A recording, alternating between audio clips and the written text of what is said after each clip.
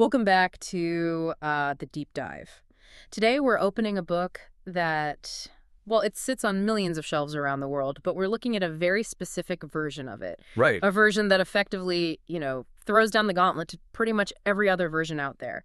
We are talking about the Bhagavad Gita. Yeah, but specifically the edition titled Bhagavad Gita As It Is. Exactly, by A.C. Bhaktivedanta Swami Prabhupāda. And I have to say right off the bat, just that title As It Is, it's doing a lot of heavy lifting. Oh, it really is. It's almost, I don't know, a provocation. It absolutely is a provocation. It's a very bold claim because, you pick up most editions of the Gita and you might get a philosophical treatise or maybe a metaphor for internal yoga or just a historical account. Right. But this specific edition, right in the preface, makes a distinction that changes everything. It calls itself the science of God. The science of God. Okay. And the author argues that for centuries, these massive academic commentators have been using the text like a ventriloquist's dummy. A ventriloquist's dummy. That's quite the image for a sacred ancient text. It fits the argument perfectly, though. The author says that many scholars take the Gita, but they push the actual speaker Krishna completely out of the way. They'll say things like, oh, Krishna isn't a historical person, he's just a literary device. Or, this giant battlefield isn't real, it's just a handy metaphor for your inner mental struggles. So they're essentially using the text to project their own philosophies. Exactly. This edition is basically saying, stop. If you want to understand the book, you have to accept the speaker on his own terms. You have to take it as it is, not as you want it to be. Which reminds me of that analogy found in the introduction. I thought it was just brilliant in its simplicity. The medicine bottle analogy. Yes, the medicine label. It's such a grounding way to explain a really complex theological point. So for you listening, the idea the source presents is this.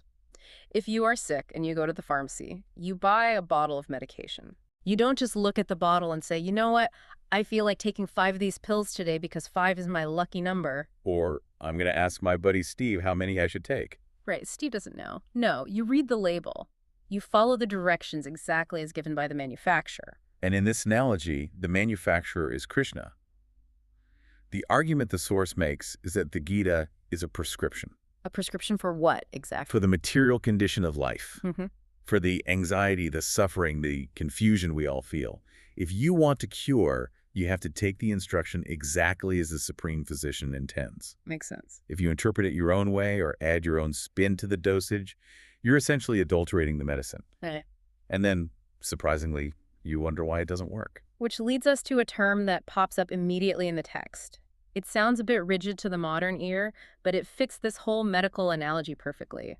Parampara. Parampara, yeah, it translates to disciplic succession. Right. It sounds super formal, but think of it like a chain of custody in a legal case. Oh, I like that. You need to prove the evidence hasn't been tampered with, right? The source outlines this chain, starting from Krishna, passing to Brahma, then down through Narada, Vyasa, and eventually down to the author. It's like a game of telephone, but the goal is the exact opposite of the game. Yes. In telephone, the fun is that the message gets totally messed up by the end. Here, the entire mission is that the message must not change even a little bit. Precisely. The claim of Bhagavad Gita as it is that this knowledge is a fragile signal. If you add your own opinion like, well, I think Krishna actually meant this, you distort the signal. You ruin the medicine. Exactly. The as-it-is approach is about keeping that signal pure, handing it down without any addition or subtraction. Okay, so let's assume we accept the label. We are taking the medicine as directed by the physician. What is the actual disease? What are we trying to cure here? The source defines the core problem as a lack of proper inquiry. It uses the Sanskrit term brahmajijasa. Brahmajijasa. Which means inquiry into the absolute truth. The text argues that most of us are living a life of totally misplaced priorities. We are essentially polishing the cage, but starving the bird inside. Wow, polishing the cage. We focus entirely on the body, which is temporary, and completely ignore the self, the soul, which is eternal. And there's a very specific, slightly trippy image used in the introduction to describe this reality we live in, the banyan tree. But it's not a normal tree. Right, the inverted banyan tree, the roots are going up and the branches are going down. Which honestly sounds like something straight out of Stranger Things. It really does. But the logic behind it is perfectly sound. Imagine you stand on the bank of a river and look at a tree on the edge. You see its reflection in the water, right? Yeah. In that reflection, The top of the tree is at the bottom, and the roots are at the top. The text says this material world, our careers, the politics, the relationships, the cars, all of it is that reflection. It looks real. It looks incredibly real. It has shape, it has color. But if you try to reach in and grab the fruit in the reflection, you just hit water. You don't get any actual nourishment. That is such a powerful metaphor. We're chasing a mirage. We are trying to find reality, which the text defines as eternal happiness, in a place that is, by definition, temporary. Exactly. And this brings us to the core definition of the self in this text. To understand the bird in the cage, we have to talk about Sanatana Dharma. Yes. Now, I know when most people hear the word Dharma, they mentally swap it with the word religion. But the commentary here is absolutely adamant that they are not synonyms. This was a huge aha moment for me in the reading, because religion creates this idea of teams. Like, I'm on Team Christian, you're on Team Buddhist, and maybe tomorrow I get mad and trade my jersey to join Team Atheist. That's exactly what the text says religion is, a faith that can change. Sanatana Dharma is entirely different. Sanatana means eternal, that which has no beginning or end. Okay. And Dharma refers to the essential quality of an object, the thing you simply cannot separate from the object itself. The examples given in the intro are great for this. You can't separate heat from fire. Right. If it's not hot, it's not fire. It might be a realistic painting of fire or an LED light bulb that looks like fire, but it's not fire. Or wetness and water. Exactly. You can't take the wet out of water. So the text asks a really fundamental question. What is the heat of the living being? What is the one thing you cannot strip away from a soul, no matter what body it's currently in? And the answer is, honestly, it's a bit of a blow to the modern ego. It really is. The answer is service. Yeah. We love to think of ourselves as masters. I'm the captain of my soul and all that. We all want to be the boss. But look at the evidence the source provides. The father serves the family. The shopkeeper serves the customer. The CEO serves the shareholders. The president serves the voters. Everyone is serving someone. Even if you have absolutely no one, you might buy a dog and serve the dog. You literally walk behind it and pick up its waste. That is the ultimate humility check right there. You think you're the master of your domain, but you're walking behind a dog with a little plastic bag. Exactly. The text argues that this service attitude isn't just something we do, it's something we are. It is our Sanatana Dharma. We are constitutionally servants. So the problem isn't the serving itself. No, the problem, according to the Gita, is who or what we are serving. Right now, we're serving the reflection, the temporary world. We serve our senses, we serve our greed, our anger, our desire for prestige, and these are terrible masters because they are never, ever satisfied. The cure, the medicine we talked about, is to redirect that inherent service propensity back to the Supreme, to Krishna. That is where the text says we find actual lasting satisfaction. And before we move to the story itself, I think it's really important to note that this service isn't described as some kind of miserable slavery. It's described as a dynamic relationship. Yes, the rasas. The text mentions 5 primary ways to relate to the Supreme. It's not just a stiff master and servant dynamic. You can relate passively, actively as a friend, as a parent, or even as a conjugal lover. It is deeply personal. Which is the perfect segue to the actual narrative, because as we open chapter 1, we see one of those exact relationships in action. And we aren't in a quiet cave or a peaceful monastery. We are standing in the mud on the battlefield of Kurukshetra. The scene is incredibly tense. You have 2 massive armies, the Pandavas and the Kurus, facing off, and they're cousins. This is a civil war, a fratricidal war. And the camera, so to speak, opens on a blind king, Dhritarashtra. He asks his secretary, Sanjaya, a question. He says, what did they do? It seems like a simple request for a status update. But the commentary unpacks a mountain of anxiety hidden in that simple question. Dhritarashtra calls the battlefield Dharmaksetra, a place of pilgrimage. Right. He knows his sons, the Kurus, are the bad guys here. They usurp the kingdom through deceit. The other side, the Pandavas, are the righteous ones. Dhritarashtra is terrified that the holy influence of the place itself is going to favor the good guys. Like the ground itself is an active participant in the war. The commentary uses a brilliant gardening metaphor here. It says Krishna is present on this field to perform a weeding process. A weeding process. Yeah. He's there to uproot the unwanted plants, the weeds, represented by Duryodhana and the Empiya sons, and nurture the religious plants, the Pandavas. And Dhritarashtra, even though he's physically blind, can sense this coming. The source makes a really big deal about his blindness being double-layered.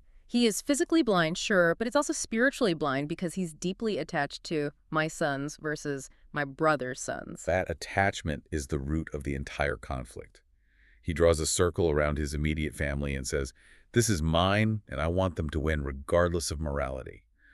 That partiality, that total inability to see the broader picture of righteousness, is his real blindness. So we switch perspectives. We see the battlefield through the eyes of Sanjaya, who has this mystical vision granted by the sage Vyasa. He can see the war from miles away like a live drone feed. Right. And he zooms in on Duryodhana, the blind king's son, the main antagonist, and the guy is nervous. He is terrified. But he's a politician, so he tries to spin it. He goes to his military commander and teacher, Drona, who is fighting on his side, and he starts listing all the great warriors on the other side. It feels incredibly passive-aggressive when you read it. He's pointing out the commander of the enemy army, who happens to be Drona's own student. It's a total guilt trip. He's basically saying, "Look, teacher, look at this incredible military formation arranged by your student, the student you taught the art of war. This is your fault for being too lenient." Wow.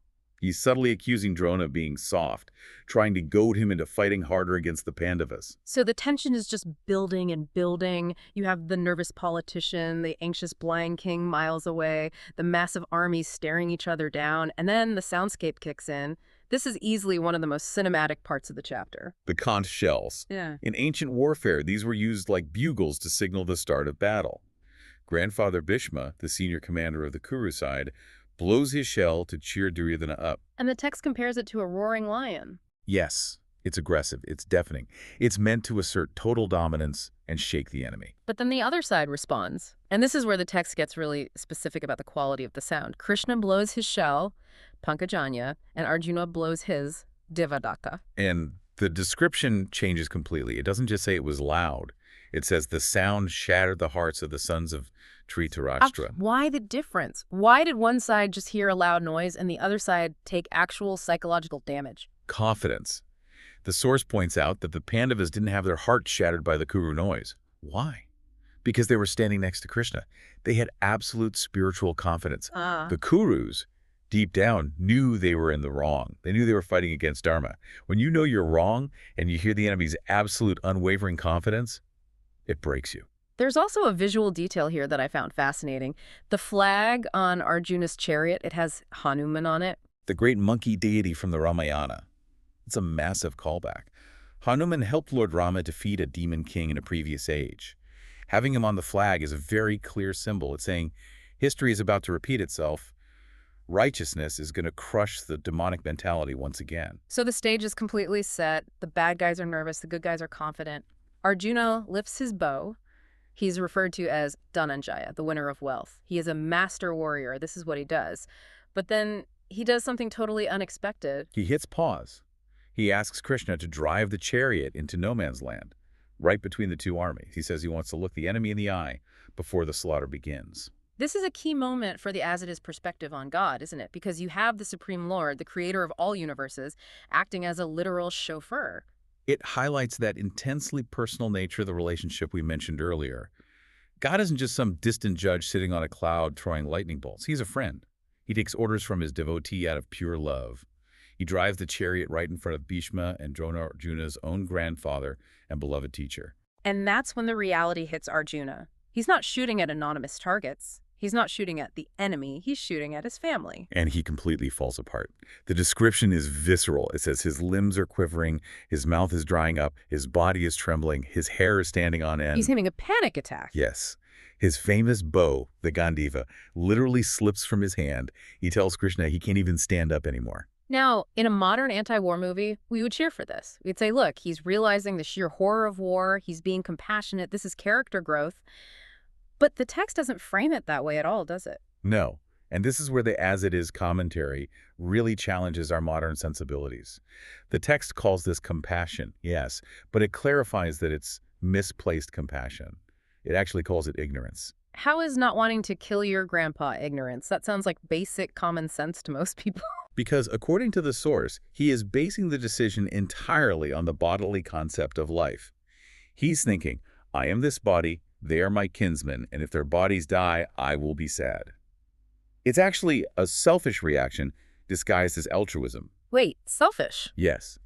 He's worried about his grief, his potential sin, his enjoyment of the kingdom after the war. He's asking, how can I possibly be happy if I kill my relatives? So he's thinking entirely about his own happiness rather than his duty. Exactly. He has forgotten the medicine label. He's forgotten that he is a warrior, a kshatriya, and his prescribed duty, his dharma, is to protect righteousness, even when it's emotionally devastating. He's letting temporary emotional attachment override the higher spiritual principle. But the commentary suggests this breakdown wasn't just a random accident or a sudden bout of weakness, it was a setup. Oh, absolutely. The source argues that Krishna put Arjuna into this state of confusion intentionally. Arjuna is known as Gudakesha, the conqueror of sleep and ignorance. He is not a guy who panics under pressure. Right, he's a veteran. But here, he is completely bewildered. Why? Because if Arjuna doesn't break down, if he doesn't drop his bow and ask, why am I doing this? What is the actual point of life? Then Krishna doesn't get the opportunity to speak the Bhagavad Gita. So Arjuna is basically taking one for the team. He is the stand-in for the listener. He's asking the existential questions we are usually too distracted to ask. He's stripping away the illusion that we can solve life's ultimate problems on our own. He reaches a breaking point where he says, I can't do this, my mind is reeling, and he refuses to fight. That's where chapter 1 leaves us. The hero paralyzed, the greatest war in history on pause, and the most famous philosophical conversation about to begin. It really sets the stakes. This philosophy isn't for a quiet weekend retreat at a yoga studio. It's for when life gets completely impossible. It is medicine for the battlefield. Well said. Before we wrap up, I want to leave you, the listener, with a final, slightly provocative thought to mull over. It builds on that idea of service we touched on earlier. It's a concept that really sticks with you once you hear it. It does. We live in a culture that absolutely worships freedom. We want to be independent. We want to be our own bosses, forge our own paths. But if the Gita is right, if our very nature, like the heat of a fire, is to serve, what does that mean for our modern concept of freedom? Are we ever truly independent, or are we just choosing who or what we serve? The text would say you are never independent. You're only choosing your master. You are either serving the Supreme or you are serving your own temporary desires, the demands of your senses, or the expectations of society. So the question you have to ask yourself isn't, how do I become totally free? It's, who is actually worth serving? Exactly. Yep. Are you serving the reflection in the water or the reality? A heavy question to chew on next time you're walking the dog. That is our deep dive into the first step of the Bhagavad Gita as it is. Thanks for listening.